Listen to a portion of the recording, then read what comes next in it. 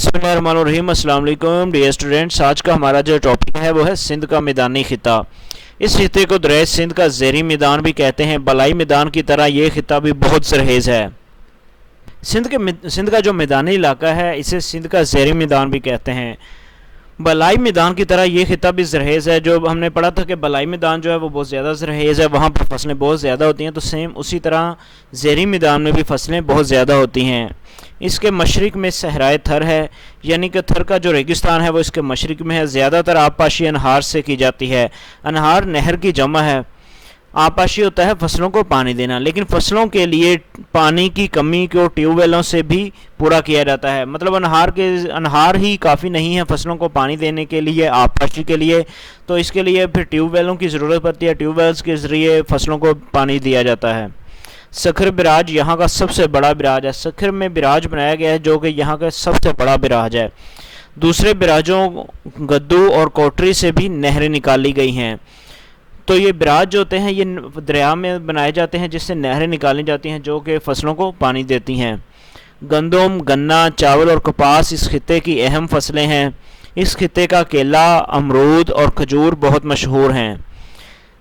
कराची और हैदराबाद यहाँ के दो बड़े शहर हैं। मतलब ये सिंध में जो मशहूर जो फेमस सिटी है ना इस एरिया में, इस खिते में, वो कराची और हैदराबाद हैं। ये दोनों शहर सनतों के लिए भी मशहूर हैं। जिस तरह फैसलाबाद सनतों के लिए मशहूर है, इसी तरह कराची और हैदराबाद भी सनतों के लिए मशहूर हैं।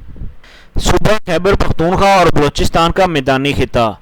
सूबा खैबर पख्तूनख्वा का मैदानी खिता ज़्यादातर पेशावर, बन्नू, लकी मरवत, DI खां और मर्दान के इलाकों पर मुश्तमिल है। यानी सूबा खैबर पख्तूनख्वा यानी KPK के अंदर पेशावर, बन्नू, लकी मरवत, DI खां और ये इस मर्दान के इलाके शामिल हैं। पेशावर के मैदानी खिते को वार्षिक डैम से नहरें निकाल कर सैराब किया गया है।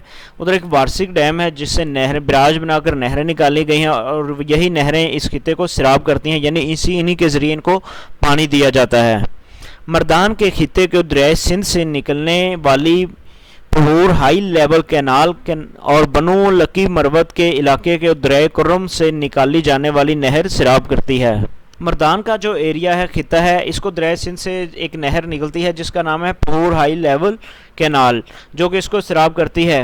और बनु और लकी मरवत का जो इलाका है, इसको जो नहर सैराब करती है वो दरिया कुर्रम से निकाली गई है, जबकि DI खां को चश्मा राइट बैंक कैनाल सैराब करती है। सूबा बलूचिस्तान एक खुश्क खिता है जिसका ज़्यादातर मैदानी इलाका गद्दू बिराज से निकाली जाने वाली अनहार, डेजर्ट और फुट फीडर से सैराब होता है। नहरी पानी की कमी की वजह से जिसे ट्यूबवेलों या दूसरे ज़राए से पूरा करने की कोशिश की जाती है। सूबा खैबर पख्तूनख्वा के मुकाबले में बलूचिस्तान में बारिश कम होती है। गंदम, तंबाकू, गन्ना, मकई और चावल यहाँ की अहम फसलें हैं। डियर स्टूडेंट्स, सूबा बलूचिस्तान जो है ये एक खुश्क खिता है, ड्राई एरिया है। यहाँ पर जो बारिशें हैं वो कम होती हैं और यहाँ पर जो अनहार का सिस्टम है वो भी बाकी इलाकों की तरह मतलब फसलों की कमी, मतलब फसलों को पानी का कमी को पूरा करने के लिए यहाँ पर भी ट्यूबवेल्स का इस्तेमाल किया गया है। और यहाँ की जो इम्पोर्टेंट और मशहूर फसलें हैं उनमें गंदम शामिल है, तंबाकू है, गन्ना है, मकई है, चावल है। आगे है सहराई खिता।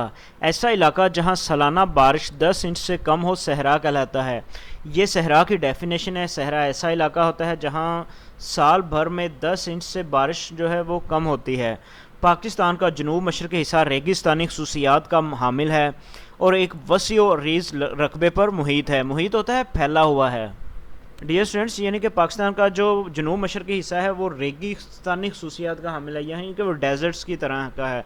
जिस तरह के डेजर्ट्स के अंदर जो चीज़ें होनी चाहिए वो सारी चीज़ें उधर हैं, तो इसीलिए इसको सहराई खिता कहा जाता है।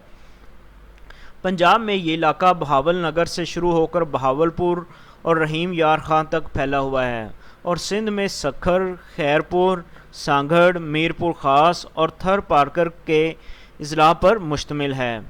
अजला ज़िला की जमा है। इस सहरा को पंजाब में चोलिस्तान या रोही, जबकि सिंध में थर और नारा के नाम से पुकारा जाता है।